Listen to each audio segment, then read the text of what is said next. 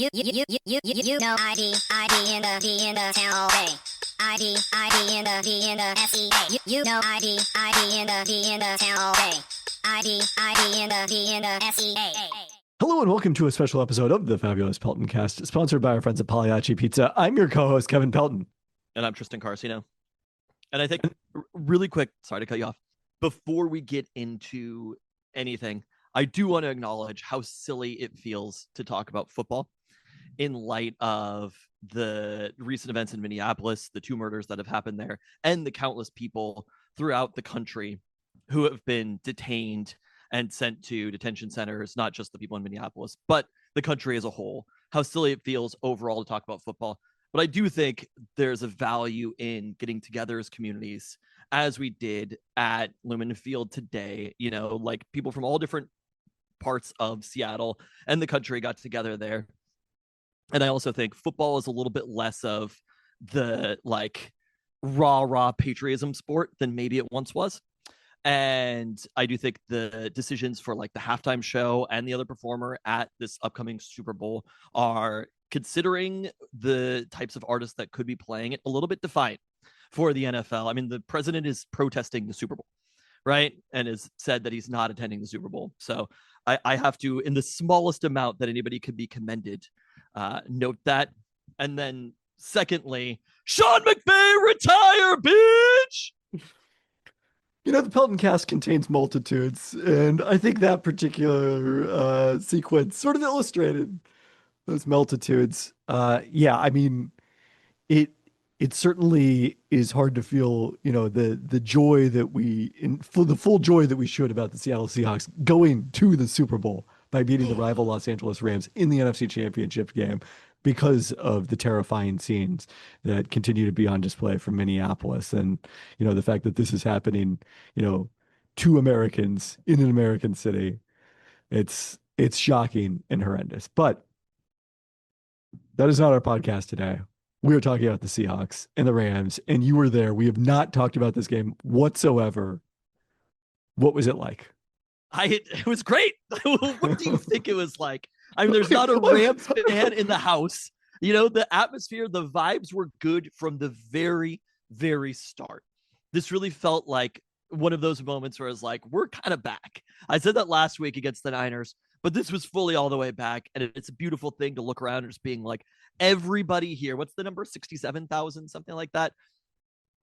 Every person here is on the same page. There were the same amount of Rams fans in the building as there were Rams fans celebrating their Super Bowl win a couple of years ago, asterisk and all.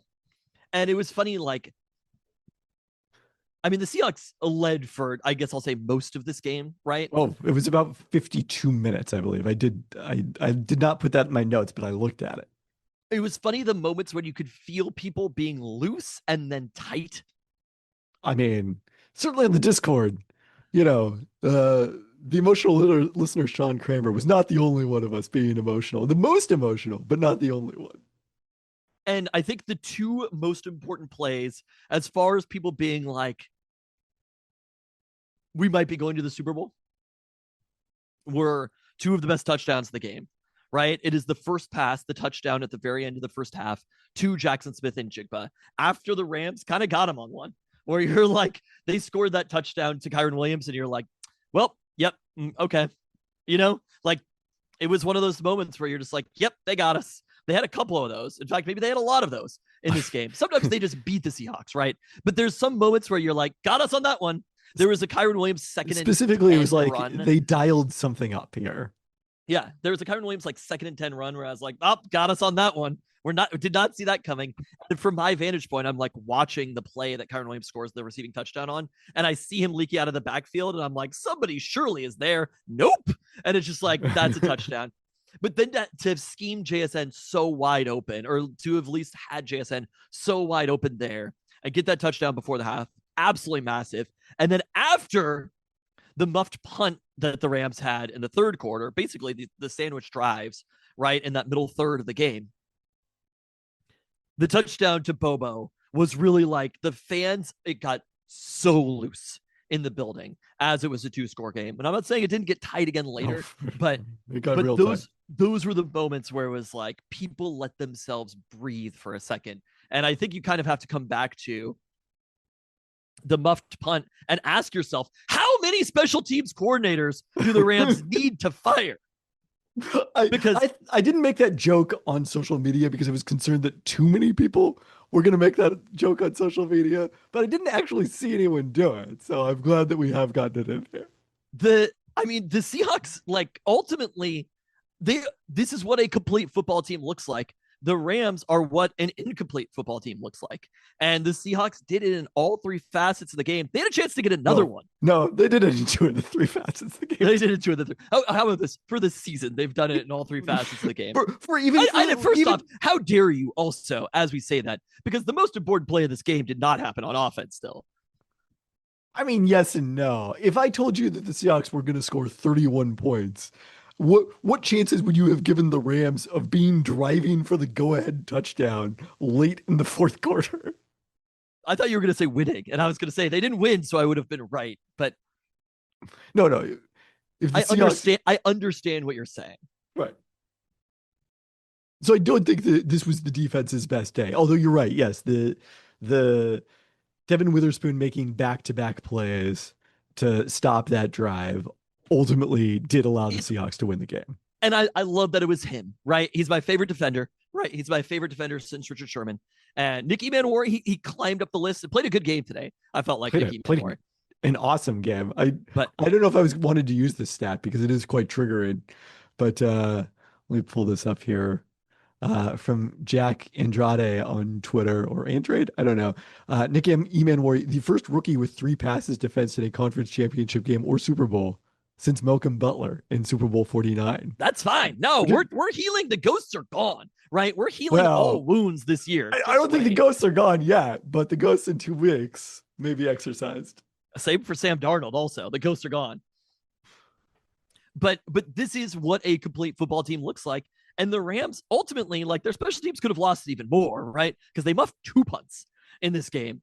And the fact that that happens, like, you could look at, I'm sure that the win probability is a massive swing after that play. And this is 2 consecutive times that the Rams offense has done its job here in Seattle, and the Rams special teams, and in this case, defense, let them down. I mean, it was also the last case, but those 2 facets of the game let the Rams down. And that is why the Seahawks, in both of those instances, it's why the Seahawks were the number 1 seed, and it's why the Seahawks are going to the Super Bowl.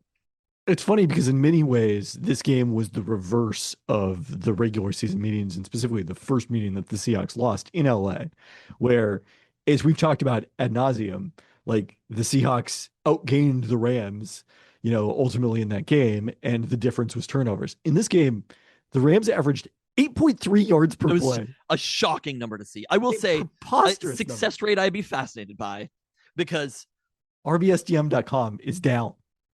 It's broken. It's been overloaded. Matt Stafford broke it. He still threw, like, not an incredible amount of incompletions in this one, but also 13 incompletions, more than Sam Darnold threw. Yeah, you can throw a lot of incompletions when your average completion goes for about 15 yards a pop, or more than that, I guess. So. I mean, that was the thing that I said on the weekly podcast, where I was like, I don't buy that that's going to happen again. That they are going to hit the deep plays again, because no other team has done it. And they did. They did that again. Like, the deep plays were there for the Rams. They're the only team across the league that has been able to do it. I dare Josh McDaniels to try to figure out how that happened, because I don't think he's going to come up with much. But there's a reality that the Rams are able to get big plays against the Seahawks in this 2025-2026 season. I mean, I guess what I'd say is, if you could go to the tape of the Rams doing it against the Seahawks defense and then execute it, we wouldn't have seen the 3 games against the Seattle Seahawks defense that we saw played between the 2 Rams games. Because no one else got the formula. Whatever Sean McVay found. I mean, really, the formula that Seahawks need is whatever the Panthers have. But, like, look, we can't all be the Panthers defense or the Bears defense. There is. If it had been 20 degrees today, I feel like it might have been that much more difficult for the Rams. Maybe that scuba gear was holding him back. But I mean, the way that the Rams moved the ball, particularly in the second half, I was quite surprised. At the same time, the Seahawks were one taunting penalty from maybe just closing the door on this game in a lot of Possibly. ways. And that's where it's like, that's what I was saying about Spoon. Like, I love that it was Spoon, right? I want him to be the face of the defense. I want him to make face of the defense type plays. And that's what he did, right? I mean, when the Seahawks went to the last time the Seahawks won the Super Bowl, it was Richard Sherman, obviously, who made the play. This time it's Devin Witherspoon. You could draw the parallels, obviously.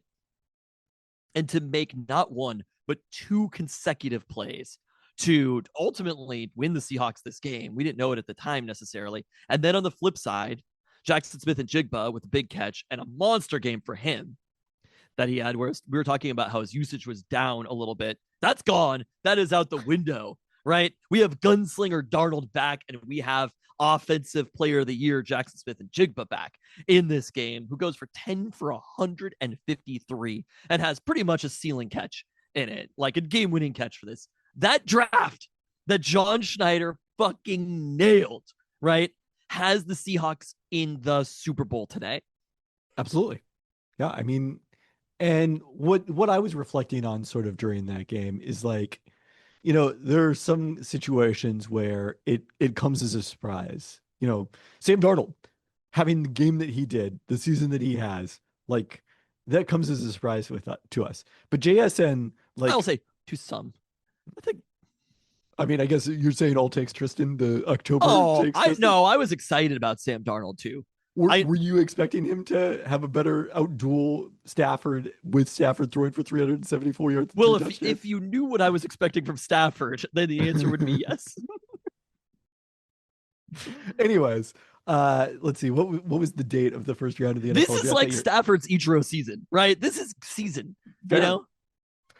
April 27th, 2023. Scholars will look back on as the day. Like, there are a lot of days, the Russell Wilson trade, certainly among them, the day they hired Mike McDonald, but drafting Spoon and JSN in the same round. And like, Spoon is that guy who we didn't really know that much about him.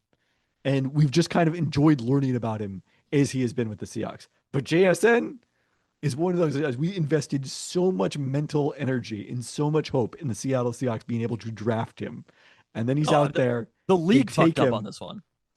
You think? The Seahawks got the offensive player of the year at pick 20? Yeah, I think they fucked up. Yeah. JSN did it. He did it on a big stage in college and was sitting there. There's a lot of good players in this draft, certainly. There's also Anthony Richardson. But, you know, JSN... Well, I mean, the Texans are the flip side of that also, where it's like the Texans, granted, CJ Stroud is not exactly winning them the playoff game right now, but like, it was a lot of Texans and Seahawks, two of the last 8 teams left. But if you redraft this today, I mean, maybe you still take Stroud number 1 just because and obviously Will Anderson Jr. has been quite good for them. Jason's probably the number 1 pick in the draft, right? Like, he's the best non-quarterback player in football now, right? Yeah. That's not a preposterous thing. He's going to sign. He's the offensive player of the year. I mean, like that's not a. It's not that it's not a preposterous take. It's that it's literally happening. Well, you could argue that a defensive player is more valuable than him, but I don't know who that player is. No defensive player could be more valuable than him. I agree with that position. And I think that was my bold prediction, that he will eventually sign the largest non-quarterback contract in NFL history. So all of that points to, and this guy went 20th. And again, we loved him in the draft. Like, you get your hopes so much up for the draft, particularly in the NFL, because that process is so long. And then to see not only them get him, but him be everything we thought he would be, and that much more. Because we didn't think he was going to, we thought he'd be the latest in the line of the Doug Baldwin Jr., Tyler Lockett, like hyper efficient Seahawks receiver who's probably underrated nationally. Not he's going to have 10 catches for 153 yards and a touchdown in the NFC Championship game. It was the second most receiving yards ever in a playoff game for the Seahawks, behind only DK Metcalf at Philly his rookie season. Wow. I mean, it was a monster performance by JSN when he had to show up. Obviously, that touchdown and the one-handed grab that he had early in the game, and really like the game-winning catch. You know, like having the wherewithal. I didn't see the replay, but like at least trying to get down and bounce on that one. He was everywhere in this game, but I think there's some other players in it too. You know, like that first series, the Seahawks get to 3rd down, and it's Rashid Shaheed, 51 yards, boom, down the field. Huge. And you're watching it, and you're just like, I boldly predicted to you. I said that the Seahawks were going to win 42-10 yesterday, and I was like, called it. After when Shaheed catches that ball, I'm like, yep. They get like a quick stop, and then again, he catches the that, offense and I'm like, was lived up to their end of your prediction. I think I was not. The defense played worse than I was expecting them to. I think I think the defense played worse than almost anybody was expecting them to. Right? Like they played their worst 2 games of the year against the Rams, and it's not even close. Technically, by EPA, it's only 2 of the top 3 because Tampa Bay. That Tampa Bay game. And then it depends sort of whether you want to opponent adjust. Like, but I mean, we talked about how Devontae Adams Tennessee, was actually, basically relative. still injured. And maybe that's the difference. Maybe that extra week of healing for Devontae Adams was it. Whew. But like he looked healthy today. Yeah, I agree. He looked very healthy. And about how Puka had kind of like limped toward the finish line. Not today. Nope. So there were definitely some moments that like they're good against the Seahawks defense, and they didn't do like I remember you complaining about Husky coach Jed Fish about a month ago about he doesn't what was it? Scheme guys open. Well, scheme guys open, but you were like they're sloppy as a team, and that's why the Rams lost this game. It was kind of notable at some point in the late stages that the Seahawks were like running up against the play clock on offense as repeatedly as they were. And because it's only when you saw that actually happen that you remember like, oh, that never happens. Like they're just always on it offensively. And I got to say, again, lots of takeaways from today's game. One of them is a thank you to all the NFL teams who have already hired head coaches who are not Clint Kubiak. Some of whom are very good choices. I would Don't not get be me wrong. holding my breath on Clint Kubiak's thing. Like You think Raiders? It's Raiders for sure. It was going to happen before this, but like Clint Kubiak got himself a job today. He earned it. Like start to finish, this was a brilliantly called game. And, obviously the players have to go out and actually execute it. And, there's some randomness involved there. But they came out throwing the ball aggressively, as you mentioned, with the deep shot to Shaheed. They continued throwing with play action on second down on that final drive. I was shocked at some of those play calls.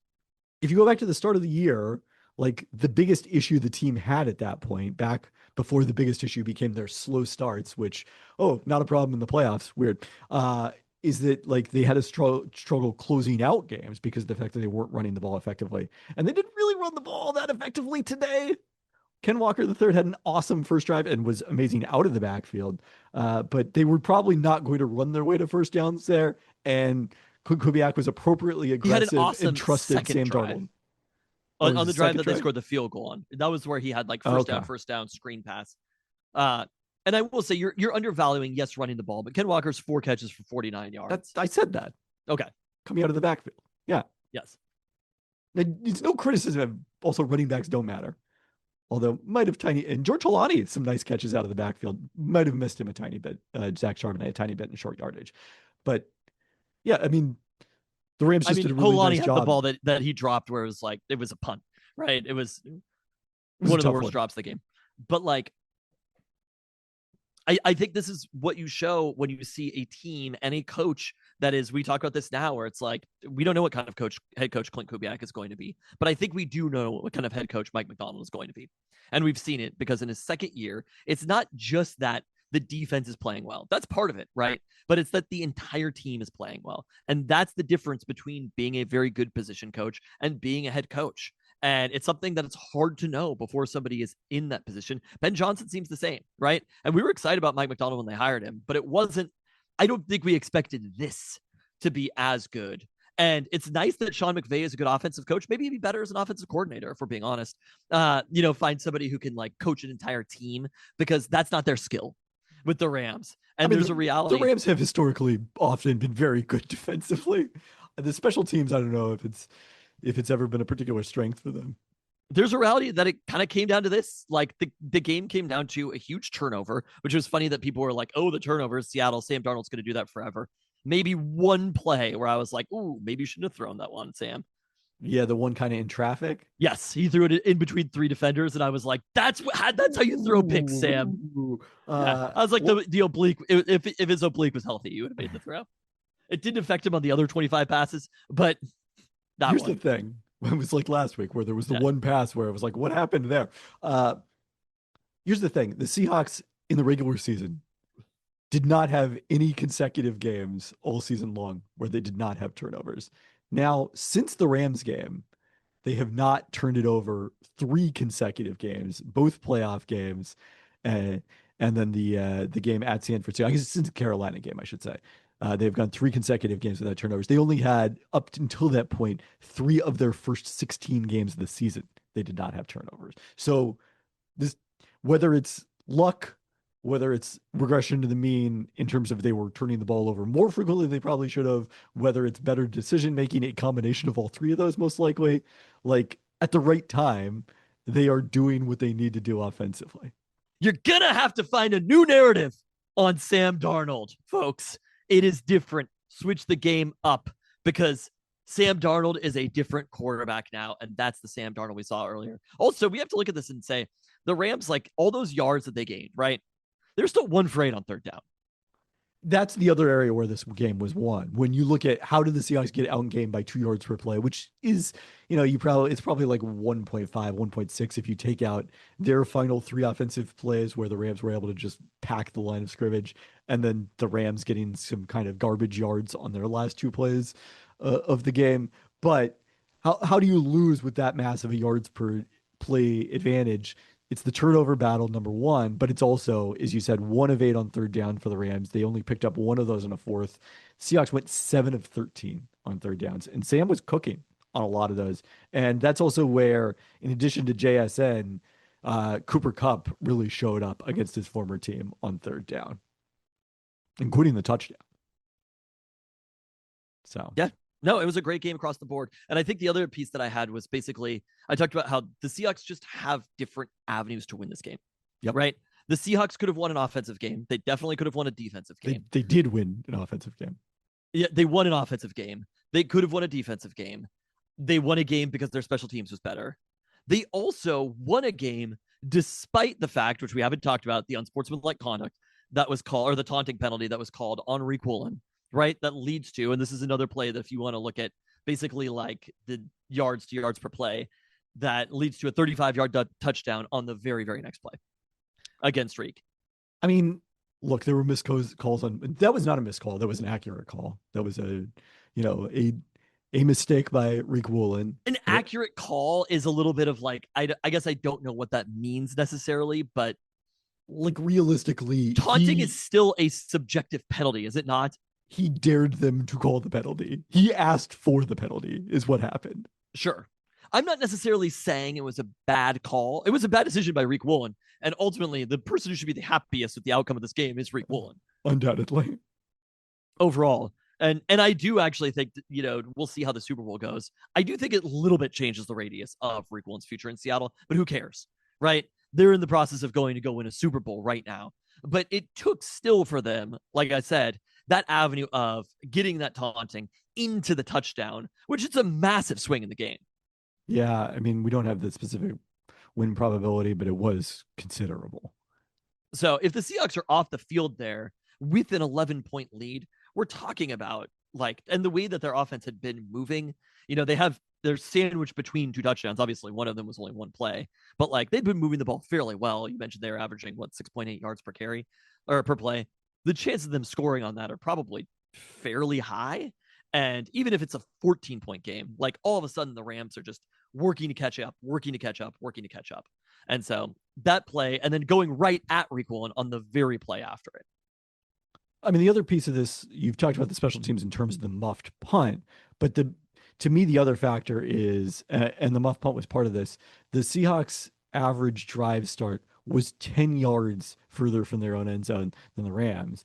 And it's also because they started 4 drives on their own 35 thanks to touchbacks, because the Rams, after Rashid Shaheed's punt return for a touchdown, scared after Rashid's kickoff return for a touchdown last week, had no interest in kicking the ball to Rashid Shaheed. I guess that's what you talk about in the NBA. You talk about gravity, right? Yep. And that's kind of what Rashid Shaheed only had the 1 big play in this game, which granted, it was a huge big play. But Rashid Shaheed did more to affect the outcome of this game, When you factor in, you said it was 10 yards further for their end zone. Yep. Every single possession. So, like, when you look at that, right? I mean, again, most of that is getting the ball at the Rams 19 after the muff punt, but it was about 4 yards. If you look at the average kickoff, they started 4 yards further than the Rams. Okay. But I mean, like, there's still a number of kickoffs in this game, right? Right. When you add that up, that's another chunk of yards that are basically just owed to Rashid Shaheed. Yep. Because they were scared of him. And they were right to be scared of him. You know, like when the Seahawks deferred, I was a little bit like, first off, the Rams are not going to kick to Rashid Shaheed. Second off, like, it would have been kind of nice having him on the field for that play. And you could just feel the fear that they had of him after what he had done to both them and to the Niners last week. Yeah. I mean, and after the way the Rams special teams have struggled all year. So it's going to be interesting to see how New England will handle that in the Super Bowl. Obviously, we've got some time to worry about this. I also wanted to note this stat. The Rams had 3 drives in this game of 80 plus yards, including their final drive, real drive that resulted in the 4th down stop. The Seahawks allowed 7 to 80-yard drives during the entire regular season, 3 of them by the Rams. So other teams against the Seahawks in the 16 games that they played against them had 4 total 80-yard drives. The Rams against them had 6.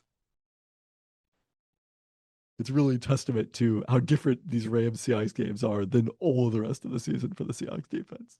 Yeah, and I guess we'll find out next week. But that's a little bit of why this one felt like the Super Bowl too for the Seahawks. Not next week. Well, the next game, granted. But that is why this one kind of felt like that. Also, because you didn't watch the AFC Championship game because you were in transit to watching the Seahawks. Obviously, the weather was a factor. The Patriots and Broncos it looked like an entirely different sport than Seahawks. I mean, I definitely pulled up that 3.2 yards per play that the Patriots had, and then beating Jarrett Stidham by 3 points in this one. And guess what, Drake May? Jarrett Stidham is not walking through that door. It is. I looked up Sam Darnold's middle name last podcast. I forgot it again.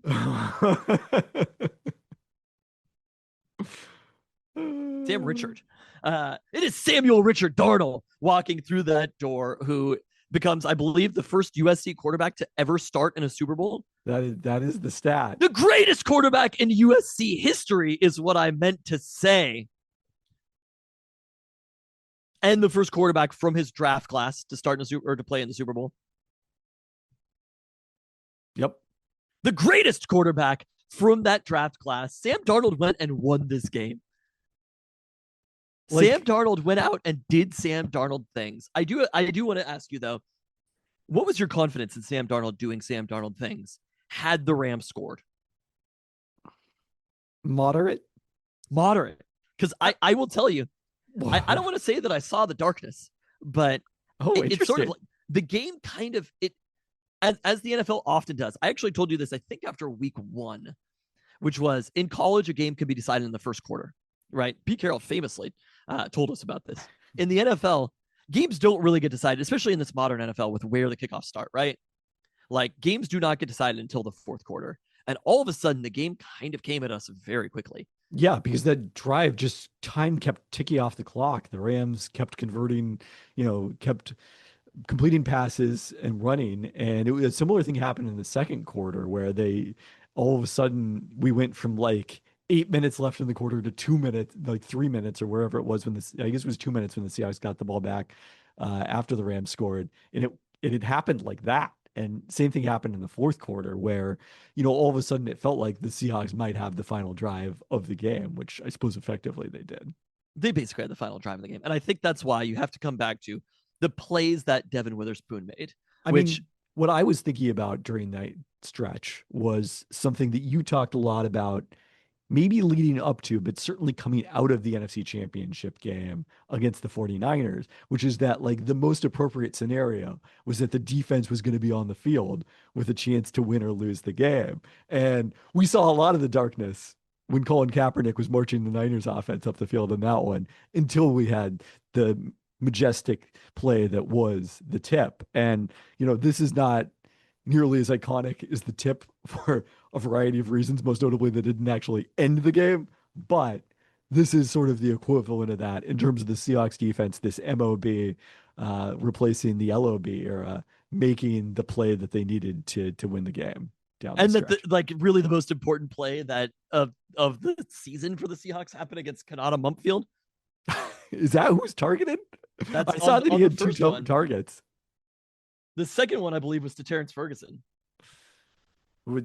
Neither of them caught a pass in this game. Those would have been 2 of their 3 targets. When the second one to Ferguson, like Spoon had that defended the whole way. The Mumpfield one, I was like, oh, that's a touchdown on it. Like, and I think credit to Spoon, credit to the defense, because this game, had they scored there, like there's a reality that sure there was a lot of time left. I could see a world, and we saw this both against the Buccaneers and against the 49ers, where the Seahawks don't come down and score. Yeah. The times that they have lost this season, and I suppose against the Rams, although time was a bit of a crunch there against the Rams. But like those 2 situations where the Seahawks had the ability to come down and score and go win this game, and both of them ended in turnovers. Sam Darnold doesn't turn the ball over anymore, as we know. But had that happened, we might not be having this conversation. It might have been a Rick Woolen conversation and a Sam Darnold turn it over, or they didn't pick it up or whatever. I would not have criticized the offense even if that had been the scenario. To me, it would have been all directed on like, people thought that the Rams have Sam Darnold's number. The Rams actually have Mike McDonald's number would have been my takeaway in that case. But glad we don't have to have it. In the end, none of that matters. And I think there's another takeaway that we have to have, which is this is, like I said earlier, this is Matt Stafford's Ichiro 2009. Right? Was that the year? No, 2004? 2000. This is Matt Stafford's Ichiro 2004, right? Somehow, as a 37-year-old, maybe 38 this week, I think, right, isn't he by the Super Bowl going to be 38? He will turn 38 the day before the Super Bowl. As a 38-year-old quarterback, you don't get that many more years of this.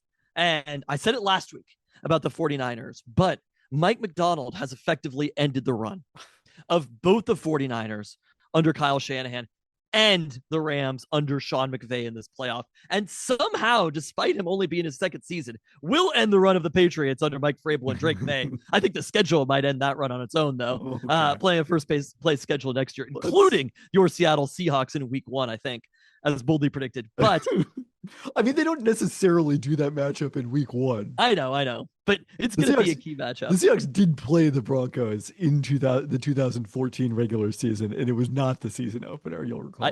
I do recall that. But it is your favorite bold prediction. I mean, I guess what I wanted to say coming out of that is like when we were coping on the Discord during the second quarter there was coping? After the Rams had taken the lead. Y'all were coping while I was there? Oh, we were coping real hard. Anyways, the cope was, this is the start of a run for the Seahawks, whereas it's probably very late in the run for the Seahawks. Hold on.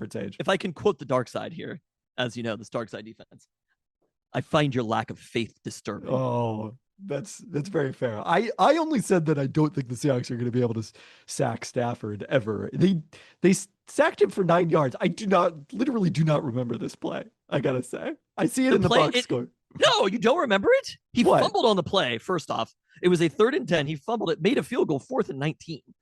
Yeah, I don't know. It's just erased from my memory.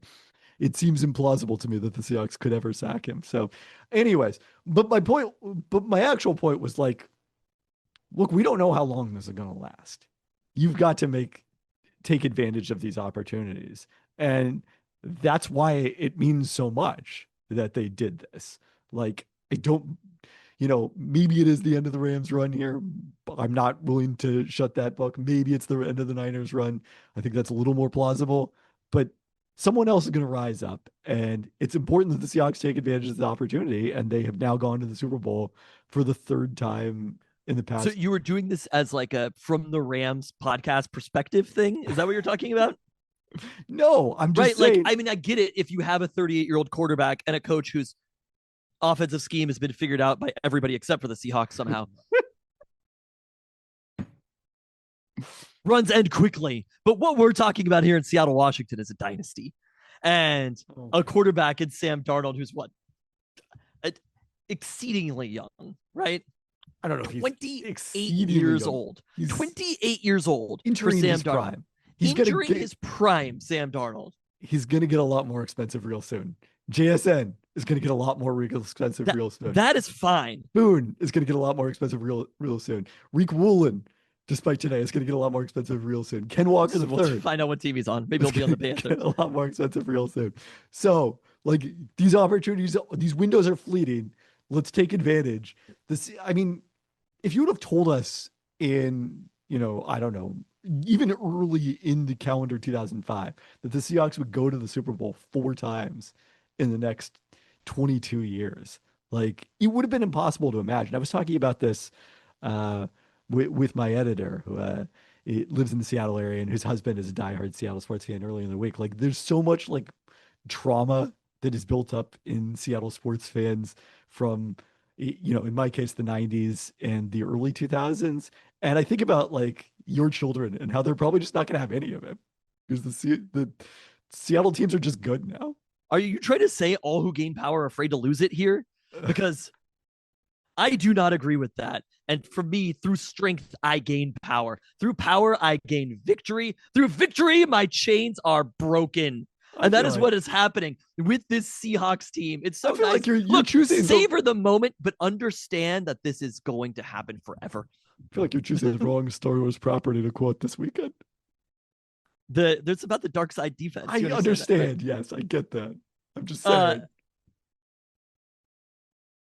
Right now, the Seahawks are ending dynasties at this point. Dynasties that could have been. Yeah, right. One Super Bowl, one fraudulent Super Bowl. It's nice. It was nice that you tried. It was good that it happened. But right now, Mike Macdonald is here, and the Seahawks team is here to own the NFC West for the next decade. That is what is going on right now in front of our eyes. Appreciate it now and appreciate it in the future, because this Seahawks team did not just, I was just like, they might have, I don't know what the greatest margin of victory is overall for an entire playoffs, but like, I was like, man, 41-6, 42-10, whatever the Super Bowl is going to be.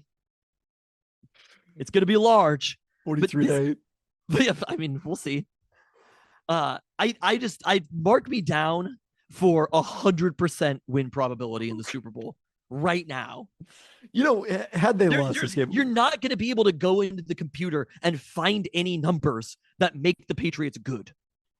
When I was seeing the darkness in this game, I was so prepared to blame you in totality for the outcome.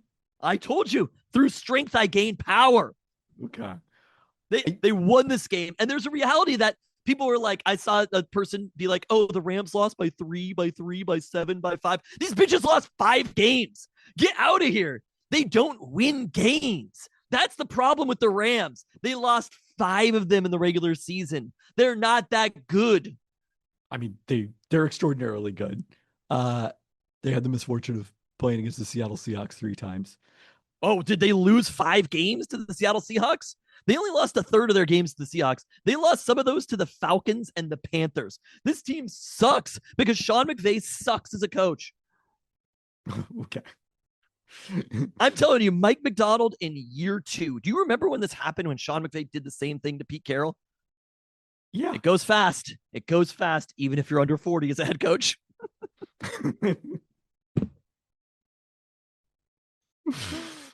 Anyways, I don't think it's actually about like crushing dynasties. What it is about like avenging the teams that have been beaten up on the Seahawks in the past. And it has been the most fitting run of opponents you could possibly have in the playoffs, to have the 2 division rivals, the 49ers and the Rams, who owned the Seahawks at the end of the Pete Carroll era.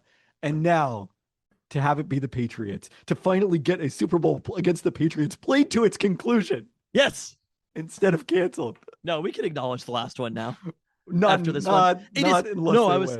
I was thinking about how we talked about the CJ Procise game, right? Where it was like, that was redemption. We feel better about this. And it was like, bitch, that was a regular season game. Who cares? Right? But it felt good at the time. This is the moment. It actually felt good at the time, more because of the particular month in which it was played than the Super Bowl, I would say. So, but there was an element of that, right? It was like the Huskies beating Michigan. It's just like, well, you beat Davis Warren. You really showed Alex Orgy. I mean, it still was all the same players on the Patriots. It just was not as important a game. I don't know that that comparison quite holds up. But what does hold up is they've found themselves back in a Super Bowl, right? And so have the Seahawks, and a chance to go back and undo what was wronged years ago and be in the situation to beat those Patriots again. It'll feel very, very good. And I wouldn't pick any other team since that team that the Seahawks had to go into the Super Bowl with, right? Oh, That I would yeah, have of more course. confidence than this team right now, this coaching staff right now, the roster incomplete. Like, it is the team that I would pick to be going forward into the situation, because they have slayed a couple of these dragons so far, right? They have gone back in time and won these games, and they have defeated the Niners. They've defeated the Rams, and now we've got the Patriots waiting. It feels very, very good. Can I give some shout outs to people on Absolutely, you can get defense some and shout special outs. teams who we haven't talked about? I mean, maybe actually, you know what? Charles Cross literally never talked about the fact that we were uncertain about his status all week. Like, he just was out there and he was totally solid. So that was great. Uh Tariq Young hustling downfield to be in position to recover that muff punt by Xavier Smith. Crucial play. Shout outs to him. Tyrese Knight had the most subtly important gate play of the entire game. And I'm not even sure you know what I'm talking about. No idea. The second down play on that final sequence I saw that he before the made that two, tackle. I didn't really. if like in a tackle where it was that close to, if that tackle gets broken, maybe it's a touchdown. Really? Okay. And he's only in there because Drake Thomas, I believe, was a shoulder injury, had left the game. We talked about Eman Wari. I mean, you know, like, the pass rush was not there today, but still, you know, the interior defensive line always. Uchenna Nwosu coming up with a tip, or possibly a tip, at the very least, like getting his hand in the eyesight of, I forget which receiver it was, who dropped a wide open pass in that situation. I think those are my shout outs. All right. Yeah, I mean, the Seahawks are going to the Super Bowl. It's kind of amazing. It feels good. And once again, I'll be out of town for crucial Seattle sports games. That's your thing now. It's the ultimate reverse jinx, I would say. That's what I'm taking from it.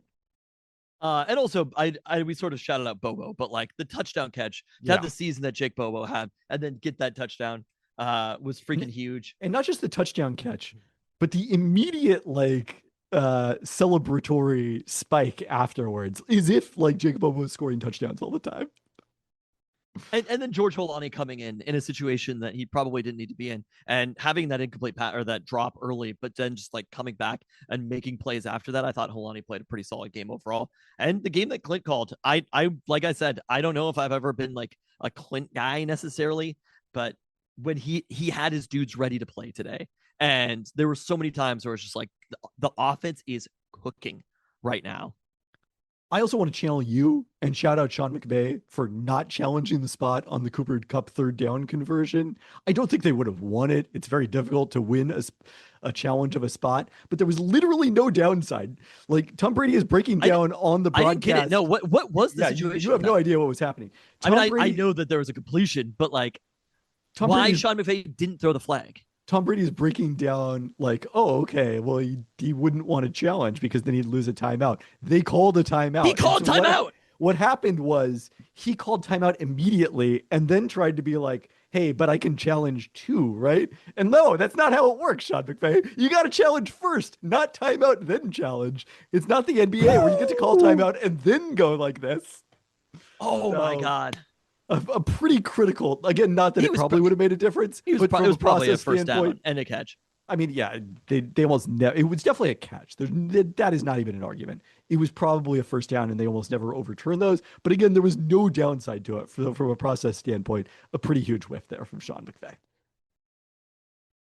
So there you go. Yeah, well, he's got that spiky haircut. So that's cool. Staying fresh. 38-year-old quarterback. I'm kind of feeling like this is unorthodox. So a key difference from the last time the Seattle Seahawks went to the Super Bowl and the last time they went to the Super Bowl and we were recording a podcast, which was obviously back in 2013 or 2013 season, February 2014. Back then, the NBA trade deadline took place after the Super Bowl rather than the week of the Super Bowl. And because that will likely be a busy week for me, I think we actually maybe should preview the Super Bowl this week. Okay. And then we can do additional thoughts week of. So Okay, that's fine. that's my thinking. Okay. Well, I'm very excited to dig in. I watched the Patriots Broncos game, but I have not like closely studied the Patriots. It's interesting because there wasn't like that much prep work for the Rams and 49ers. It's like I know these teams. We've seen these teams. The Patriots are like a totally new challenge. So that's going to be You're interesting. going to dig in on Drake May and his 86 yards today?